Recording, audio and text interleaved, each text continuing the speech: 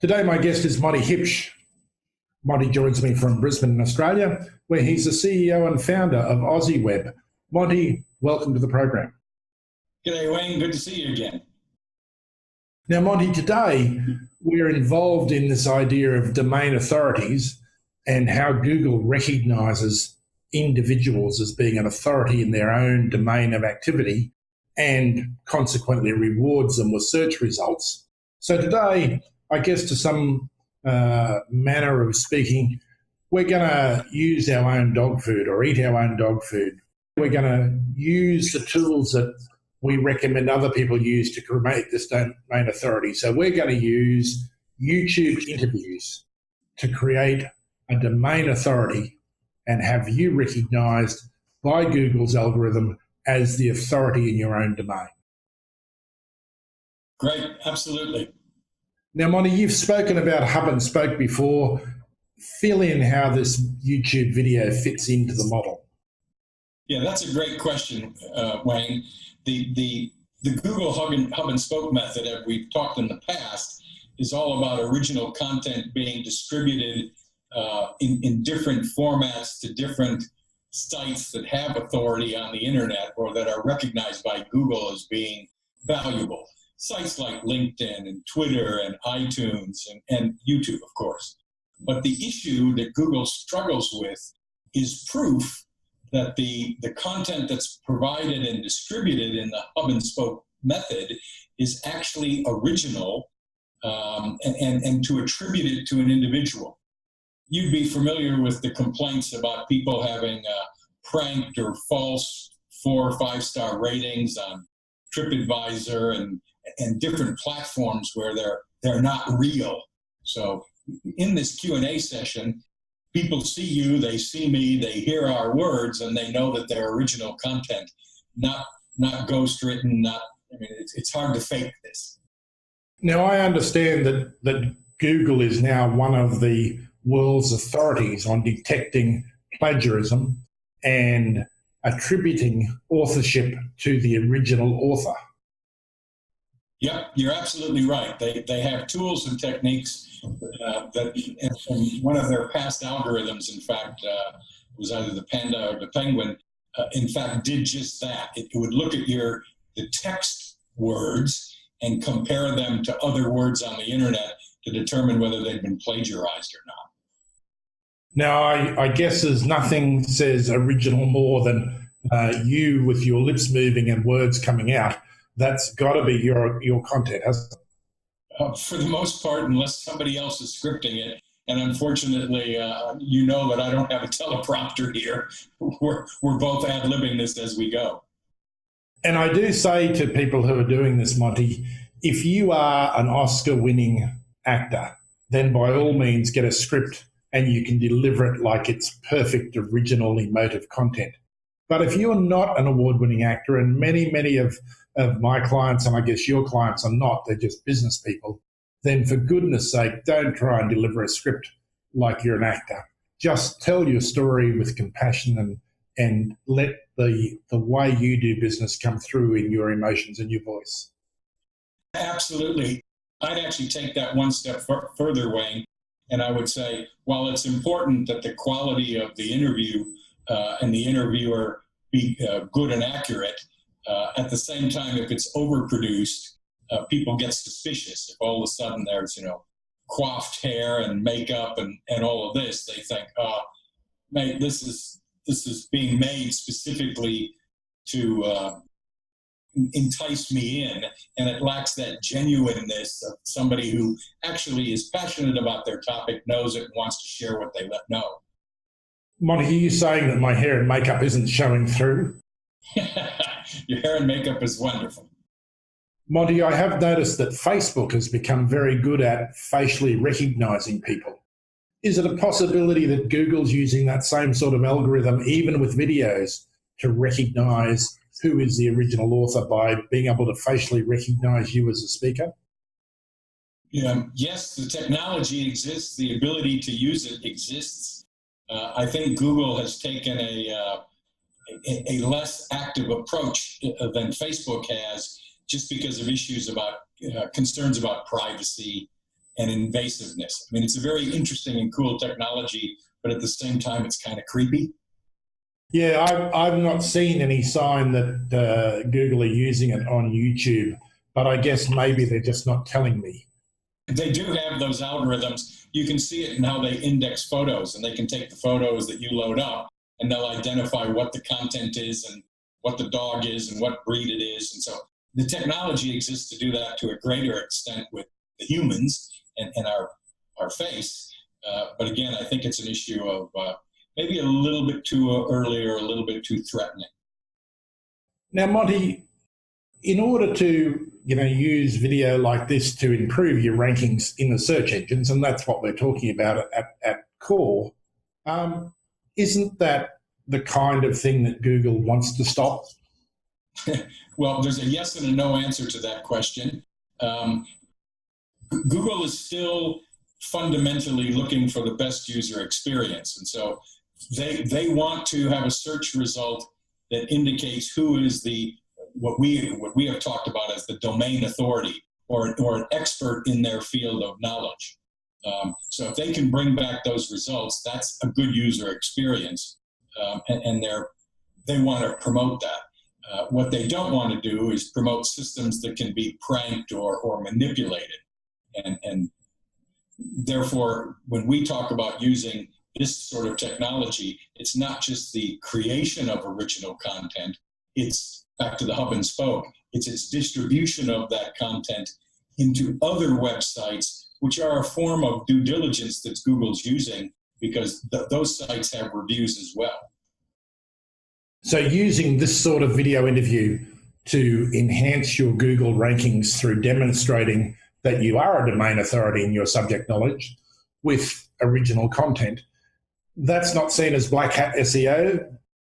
Absolutely not. And in fact, when you look at the volume of videos that are reviewed and watched on YouTube, there are a lot of product reviews and product demonstrations being done by people, and by owners and developers or designers. And that's actually well-respected quality content. So in fact, it's just taking Google's advice and doing what they recommend to publish fresh original content and to do it frequently if you want to be seen as a domain authority. Yeah, I mean, it's not good enough, which again is built in or baked in, if you'd like, to Google's algorithm. It's not good enough to have this conversation once and then walk away and say, oh, well, Monty is a domain authority on how to get ranked in Google using video. You need to go beyond that and continue to provide fresh content, on a monthly basis, at least, to demonstrate a commitment to the subject matter and the topic. Monty, is there a frequency of putting up new content that works well? Can you do, 60-second clips once a day or once a month, or do you do 10 minutes? Is there a minimum size that works well? Is there a frequency of fresh content that works well? Yeah, that's an excellent question, and there's multiple answers to it.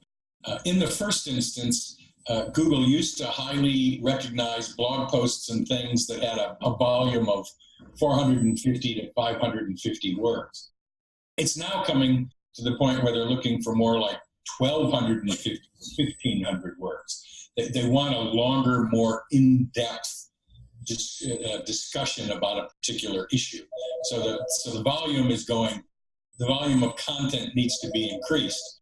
And since that's happened, the frequency has probably gone down a little bit as well. Lots of people used to blog, daily and or weekly. If you're doing a longer, more in-depth analysis, it doesn't have to be as often. So 1,200 to 1,500 words is about a 7 to 10 minute video if you're taking a transcript. Shorter than that's going to be not as effective?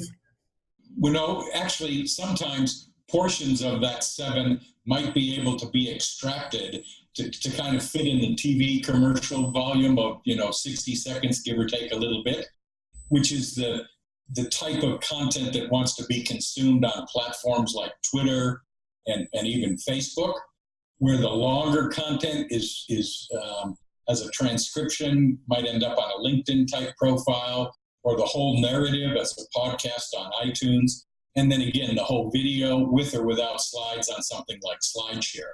So the content can be repurposed and chopped and changed for different platforms.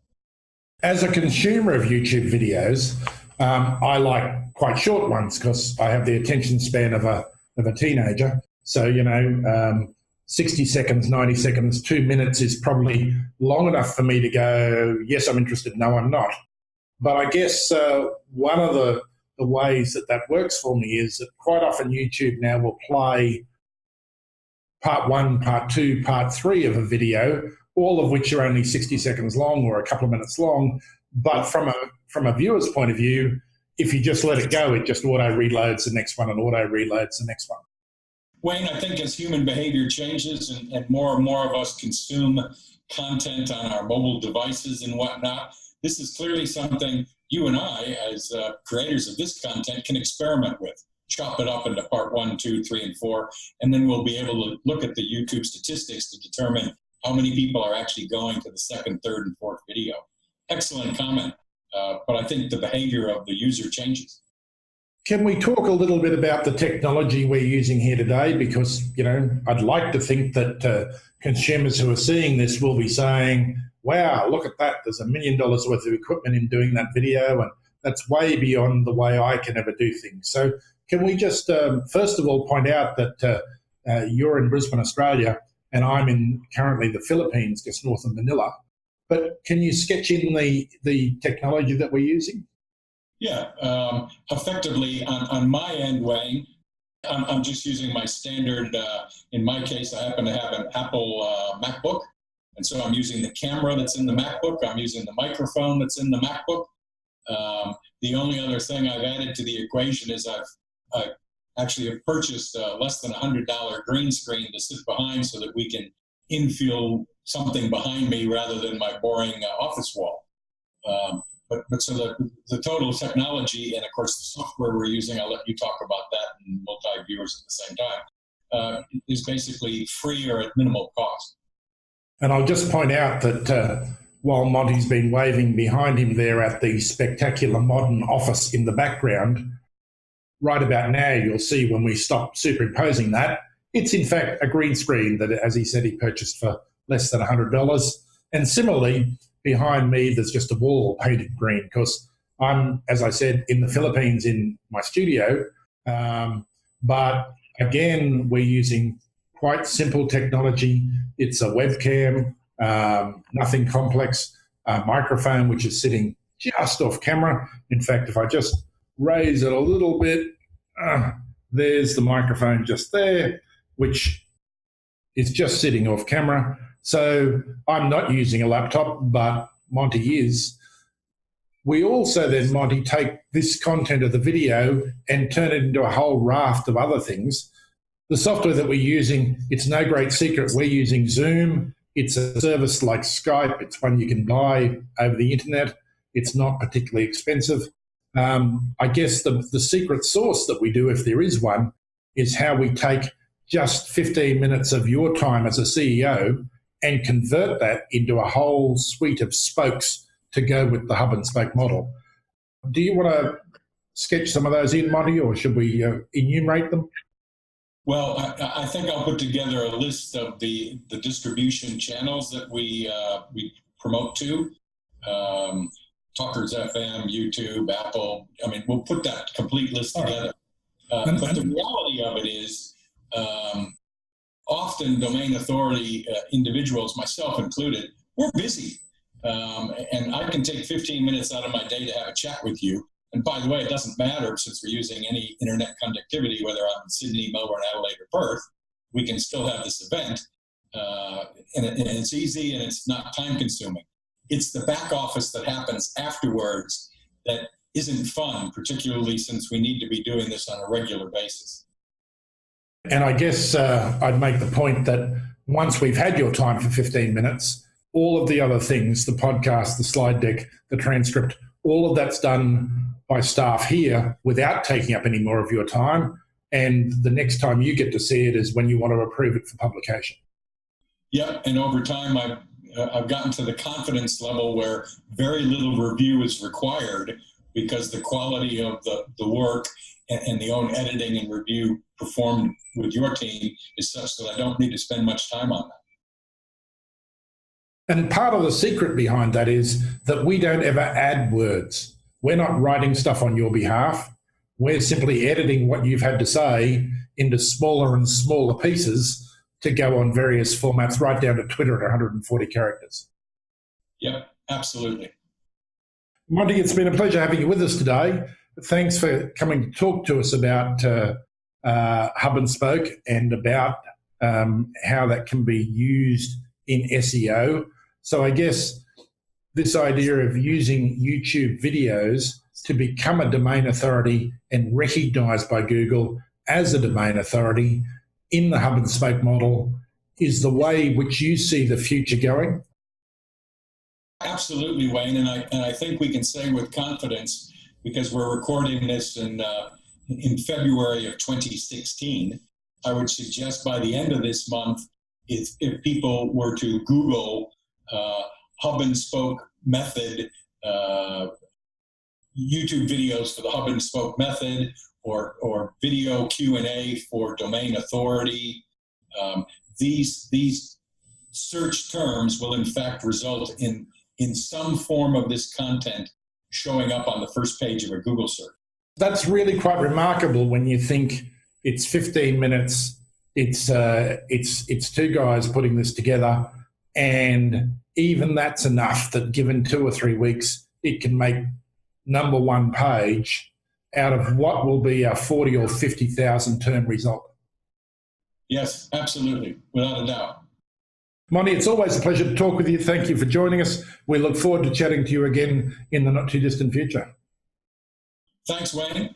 And I'm going to be reposting this on AussieWebConversion.com, a different site from just AussieWeb, our local directory. And you'll be able to see this. You'll be able to see the resources that we publish to. And you'll also be able to conduct your own searches on Google so you can verify that the methods that we talk about actually work.